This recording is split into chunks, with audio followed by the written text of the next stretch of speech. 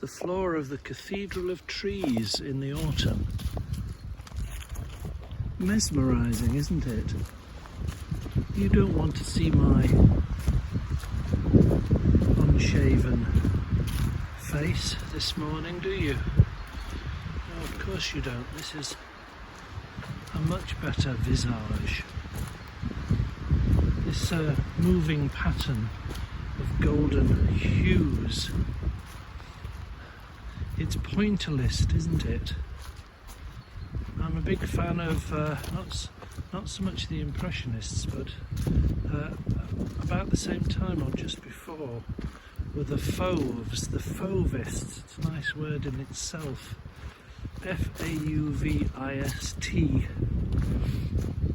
And my favourite Fauvist was Flaminck, which is also a nice word.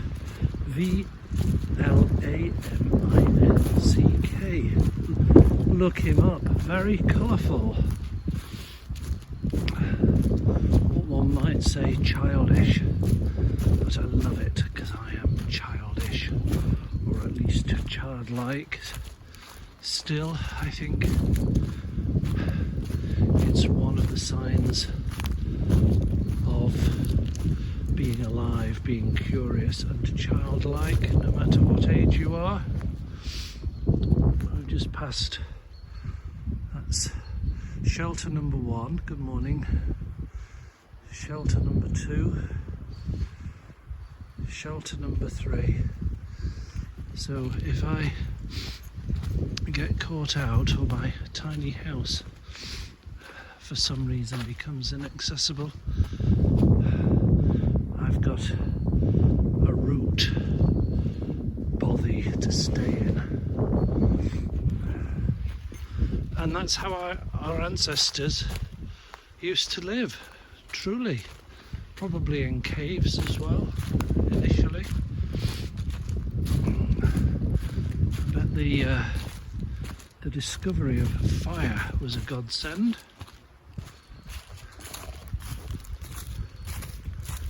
I am appreciating this bright, sunny, if windy and chilly autumn morning once more. Clears the mind wonderfully. And I love the fact that I'm going on a little detour here to avoid the muddy, that's really quite boggy there. So we're going, I am a man through my life of following the path of least resistance. Now, speaking of resistance, I had a word with the trees this morning, my fellow friends, the upright trees by the stone wall overlooking Halldale, one of the dales here, by the tiny house. And I noticed for the first time after a year nearly that the trunks are very tall. I'm reckoning they're between 100 and 120 years old. And there are branches on one side of the trunk, but no branches on the other side of the trunk. What's that about? I thought to myself. In fact, I asked the trees. I said, what's that about? And I looked, and then I worked out which was north, east, south and west. And the branches, surprisingly, are not on the shaded side, but on the windward side. They're not on the leeward side, they're on the windward side. Why is that? I thought to myself. I asked them for protection, they said. How so? I said. Well, if you've got the branches and the leaves on one side, it sort of disperses the wind, diffuses the wind. Well, that's what I took it to mean. Then I asked them about other natural incidences of perhaps ivy or fungus or rot or parasites, and how they dealt with those. And they looked at me puzzled. What rot, what parasites, what fungus, what ivy? They just don't make any distinction, a bit like the pattern of these leaves. It just is all together one isness.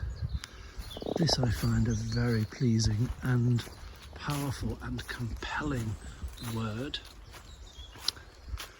Good morning. The isness, it just is. And I have called my friends the trees of Isdom.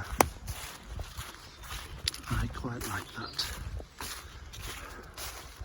So there's a film with Robin Williams in it that comes to mind, where I think his wife dies and he's so distraught he decides to follow her, or he decides to explore the other side, so to speak. And he steps in, I'm making this up partly from what I can remember, he steps into an impressionist painting. It might have been a Cézanne or a Matisse, I can't remember, but it was like still wet. And so he's like, I'm tramping through wet leaves and a bit of mud. Robin Williams is tramping through wet oil paint. It's really a very clever idea, in search of his missing love. And why have I told you that? Well, because he stepped out of the world of duality, of life and death, of good and bad, of seasons and seasons of the soul, and trees with or without parasites and rot. He stepped into the Isdom, or the kingdom of colour, pure colour.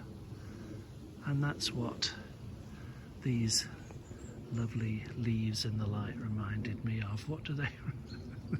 It's like a school field trip. What do they remind you of? I shall be handing out crayons shortly. Time for breakfast.